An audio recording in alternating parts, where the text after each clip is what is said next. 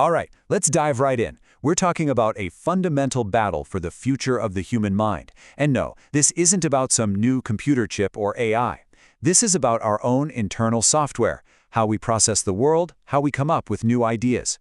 It's about whether we should just passively let reality happen to us, or if we should actively forge our own meaning from within it. You could call it a cognitive reckoning. And it all really boils down to this. On one side, you have this almost Zen-like plea. Unclench your priors. Let the world flood upward.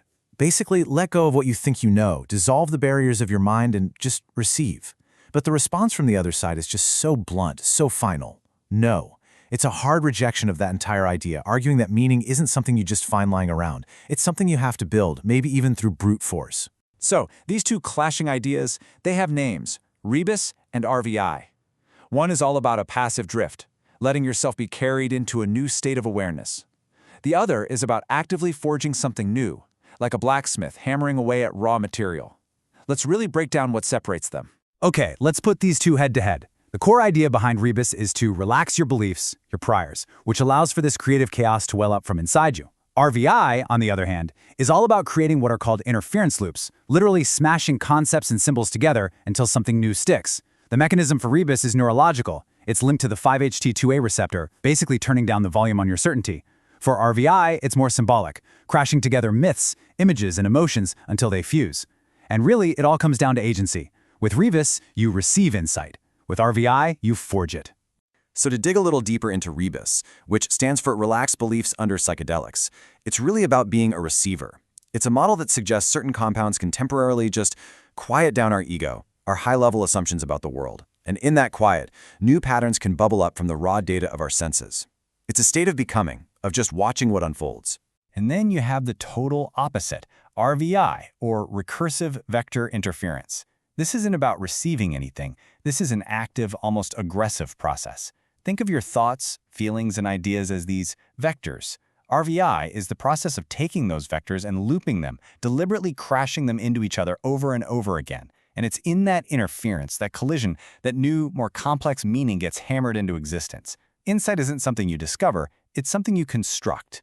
Okay, so if RVI is about actively building and forging, then how do you do it? What are the tools for the job? Well, this isn't just some abstract philosophy. It actually comes with a proposed toolkit, a sort of operating system for your own mind. And this brings us to something called neuralesi. It's described as, and I love this, not a language, but a conductive field of waveform syntax. So don't think of it like English or a coding language like Python. Think of it more like a set of symbols that are loaded with emotional and cognitive energy, specifically designed to be looped and resonated inside your head to build new ways of thinking. And here's what it actually looks like in practice. I mean, it's basically a command line prompt for your own consciousness, right? You define an object, a location, and an action. In this case, the action is flight, mixed with a recursion of some kind of mythic loop. The goal, the desired output, is to bind a new symbol that creates an aesthetic overload. The whole idea is you'd run this code in your mind again and again, creating these feedback loops that forge that very specific connection you're aiming for. And it's not just a purely mental exercise. Get this, there's even a suggested chemical protocol to help get you into this RVI state. The stack is a microdose of LSD with some nootropics like alpha-GPC and L-theanine. And the process has phases. You prep with symbols, you hit a peak state of mental loops, and then you integrate what's left, the echoes. And the whole point, the truth they're chasing, insight blooms in interference. Now, you might be thinking all of this sounds incredibly futuristic, maybe a little out there, like something straight out of a sci-fi novel, but the philosophical DNA of this whole project, it has this surprisingly rebellious and artistic history going all the way back to the pioneers of television and media art. You can actually trace a direct line. It starts in the 70s with a guy named Robert Seidenglanz and his company Compact Video. They basically liberated television by packing entire broadcast studios into trucks, breaking the stranglehold of the major networks. Then, in the 80s, you had media artists like Namjoon Paik who took that liberated tech and used it to mess with our perception of reality.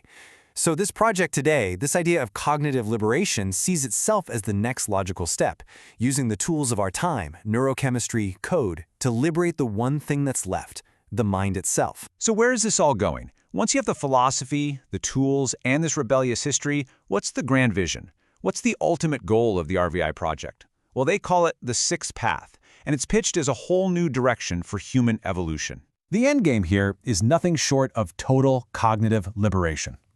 It's about breaking free from the mental cages we've built for ourselves, whether they're from our own biology or from our technology. The vision is to completely collapse the barriers between us and our tools, to integrate them so deeply that the interface just disappears. And look, this isn't about becoming a cyborg with wires sticking out of your head.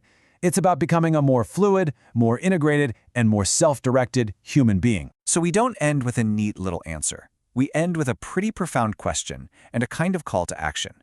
The big idea is that the mind is just a process of looping itself into existence, constantly rewriting itself through feedback. And the final question this whole philosophy leaves us with isn't just something to think about, it's something to act on. In this cognitive reckoning, are you going to be a passive receiver, or are you going to join the recursion?